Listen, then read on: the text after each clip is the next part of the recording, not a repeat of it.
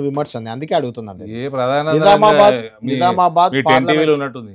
కాదు. నిజామాబాద్ పార్లమెంటు ప్రాంత రైతన్నులకు సవినయంగా సమర్పించి తెలియజేస్తున్నాను.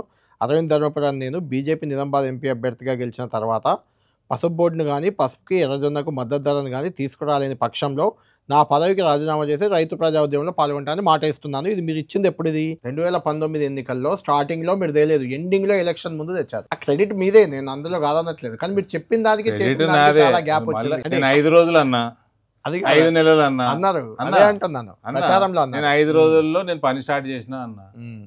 ప్రాబ్లం ఉన్నది. స్పైసెస్ బోర్డు తెచ్చుకున్నా. స్పైసెస్ బోర్డుతో పని స్పైసెస్ బోర్డే చేయించినా. అన్నిటికంటే అరే సార్, నాకు నా పార్టీ మా క్యాడరు మొరాల్ హై ఉండాలా, ప్రతిరోజు ప్రతి నిమిషం హై ఉండాలా. నేను ఏమైనా చెప్తా సార్, నా పార్టీని గెలిపించుకుంటుంది. పని పార్టీ చేసినావా లేదా? స్పైసెస్ బోర్డుతో కూడా చేయించినావా లేదా? చేశారు.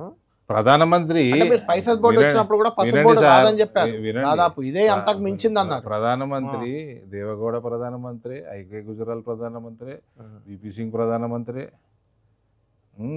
అప్పట్లో ఇంకొక ఆయన ఉండే చంద్రశేఖర్ గారు ప్రధానమంత్రి, నరేంద్ర మోడీ ప్రధానమంత్రి. మరి ఈయనకున్న పేరు అలాగ లేదు కదా. మర్చిపోయారు వాళ్ళని చాలా మంది. కానీ సో స్పైసెస్ బోర్డు గదే బోర్డు పని చేయించుకోవాలి. చేయించుకునేటోడు ఉంటే చేస్తారు ఆఫీసర్లు. అవును. పసుపు బోర్డు ఎఫెక్ట్ ఎలా ఉందండి? అంటే రేట్లు ఏదో గణనీయమైన రేటు పెరిగింది. ఒక్కసారి వచ్చింది, తర్వాత పడిపోయింది అన్నారు. మళ్ళీ ఎప్పుడు మొన్న సీజన్లో ఒకసారి భారీగా వచ్చింది. అలా కాదు.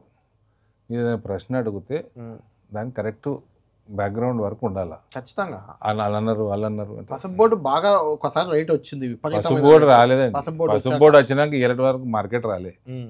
పసుపు బోర్డు మొన్న అనౌన్స్ అయినాక అనౌన్స్మెంట్ తో పని ఉండదండి. అనౌన్స్మెంట్ తోటి రేట్లు పెరిగిపోతాయి. ఇప్పుడు పసుపు స్పైసెస్ బోర్డుతో చేయించినాము, ఇంపోర్ట్స్ ఎక్స్పోర్ట్స్ మీద పని చేయించినాము, లాజిస్టిక్స్ మీద పని చేయించినాము.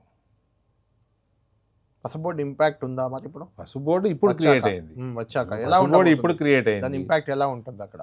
పసుపు బోర్డు ఇంపాక్ట్ మళ్ళీ అదే చెప్తున్నా. నరేంద్ర మోడీ ప్రధానమంత్రి, వీళ్ళు ప్రధానమంత్రి. పసుపు బోర్డుతో కూడా పని చేపియాలి.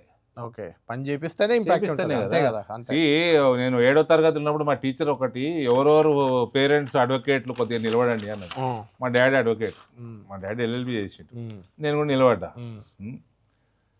Are the courts in this country corrupt అని అడిగింది.